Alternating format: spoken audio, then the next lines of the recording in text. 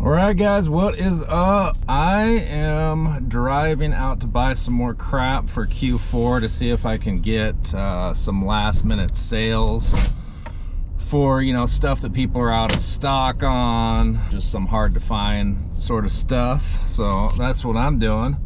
But yeah, so today I just got paid paid back, I guess I should say, for my payout that got stolen by a hacker.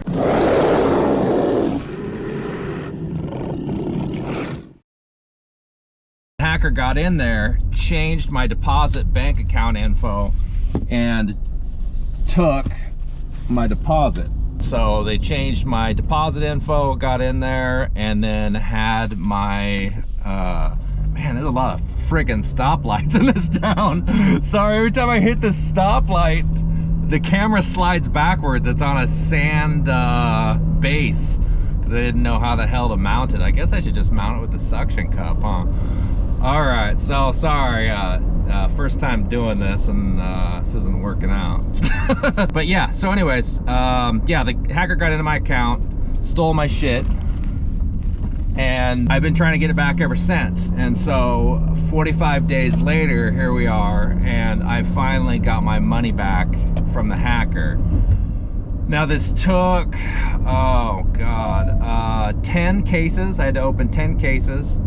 I had to make at least 7 calls. Turn left on I-10 West. Sorry, that's my GPS. So I had to make at least 7 calls into Amazon. It's probably more. I kind of lost track.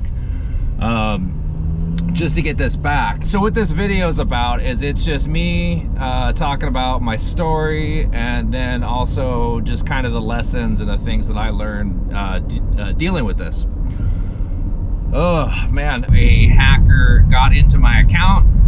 They did not trigger the 2-part authentication. I tried to use Amazon's cybersecurity team to stop it. They basically just sent me a password reset.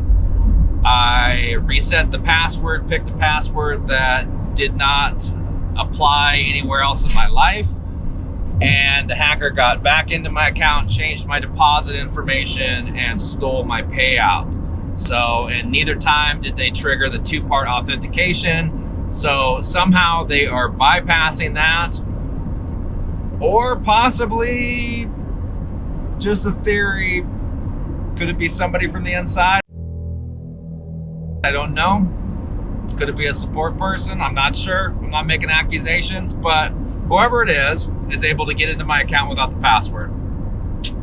So do the math, I guess. But yeah, so here we are 45 days later.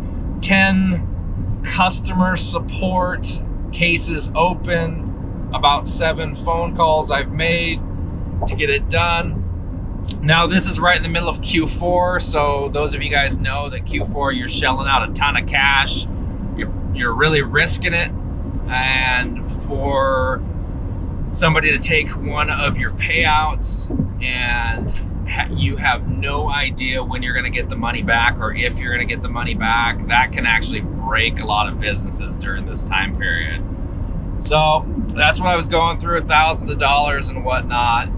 Finally got the payout back, and by back, here's what I mean. I mean they credited my account. So they basically put the missing payout into my next payout, so I actually don't get the money for 2 more weeks.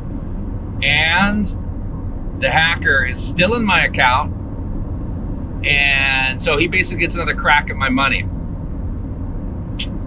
Seems kind of dumb, right? So yeah. Oh man. Okay, so here's some of the things I learned doing this, I guess. And I don't even know if learn's the right term. It's not even learned. It's like experienced, reaffirmed, that sort of thing. So the hacker is still in my account. So what they've essentially done is given this guy a second opportunity to take some more money. So awesome, good stuff, good stuff. So that's kind of what I've been going through. I've learned that the customer support people can only handle one task at a time. So you can't say, give me my money and get this hacker out of my account. That's two different things. So they can't do that. So you have to go down one road or the other. I've learned that when you ask for a US support rep, sometimes it's 24 hours, sometimes it's 6 days. I've learned that talking to a US customer support rep, that they don't have any clue what normal support is like on Amazon. So they have no clue what the overseas support has been like, which is absolute garbage. And so they have no idea. And on top of it, they're actually just sitting around doing nothing. Like Amazon's not routing them cases. So I talked to the guy and he said that, yeah, he's been talking to other people he knows that are, you know, on the US support side. And he said he's talked about how slow the weekends are, and then they're just like sitting around not doing anything. So Amazon's not routing them these cases, which is insane. So, and then the other thing is, if you do request a US service rep,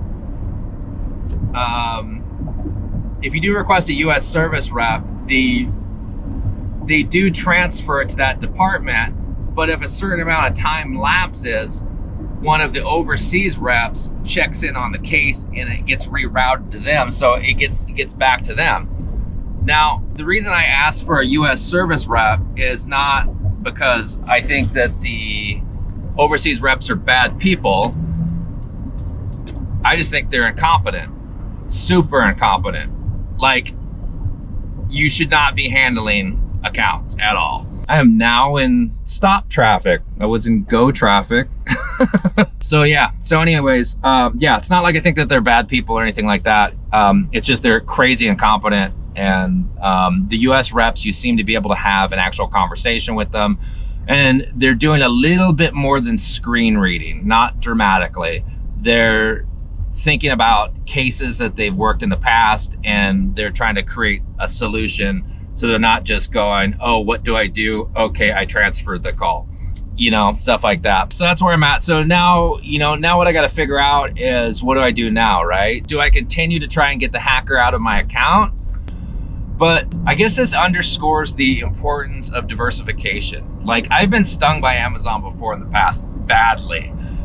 And there's not a time that you don't realize that Amazon is a headless monster more than when you really need something done. Like, here I am in the middle of Q4.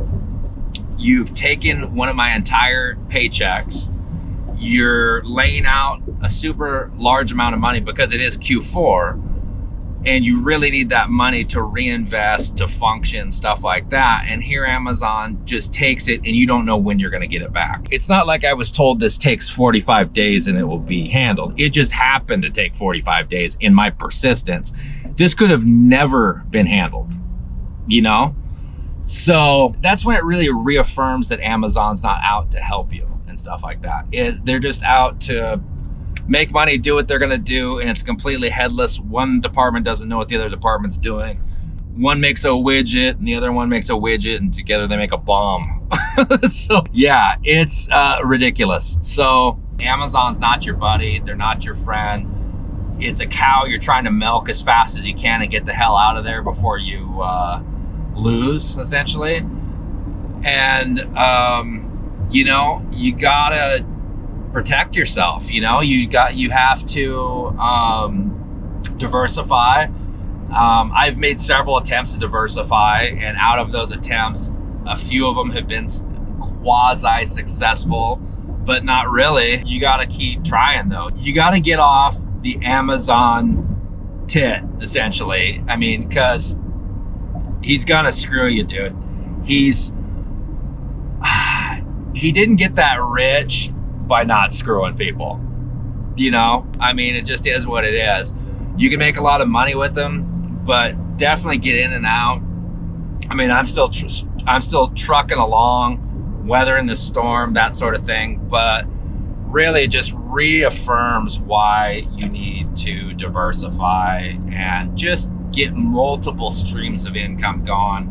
And they don't even have to be successful streams, just a little bit here and there, once every couple months, once a month, something like that, a little extra coming in, doing something else that will hopefully add up to, you know, a flood essentially, and then not make you so dependent on Amazon. But yeah, that's what I had to go through.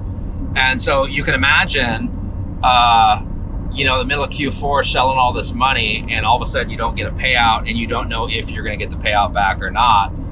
And it's not like it was 45 days, then you'll get it. It was just me being persistent. And so me doing all that stuff, it took as little as 45 days, and I didn't even know if I was going to get it back. So yeah, man, so be careful. Word of warning. I mean, we all know this. We all know this on some level, that it's just like you can't put all your eggs in one basket with this guy. But yeah, I just wanted to tell you what I went through. And, you know, I even emailed the Jeff@Amazon.com twice, got no response. My last subject on that was, there is a hacker bypassing your security. That was my subject for the email, and I didn't get a response at all. Sorry to spit all over the camera. But yeah, craziness. So yeah, so that's my rant. That's what I went through. I may still be going through it. I don't even know, you know. I mean, I guess we'll find out. But yeah, all right. Well, that's it for now. I'm gonna hit some stores after I get out of this bonkers ass stop and go traffic. Don't forget to like and subscribe. I'm trying to grow this channel and whatnot. If you've had a horror story with Amazon, man, put it in the comments. I would love to hear it. I mean, like a legit horror story, not like you did something wrong and you know, but you know, that sort of thing. I want to hear the like, dude, I didn't do crap and Amazon screwed me stories. So that's what I want to hear, man. Put that in the comments. And yeah. Again, like, subscribe, trying to grow this channel. Talk to me. All right, later. Bye-bye.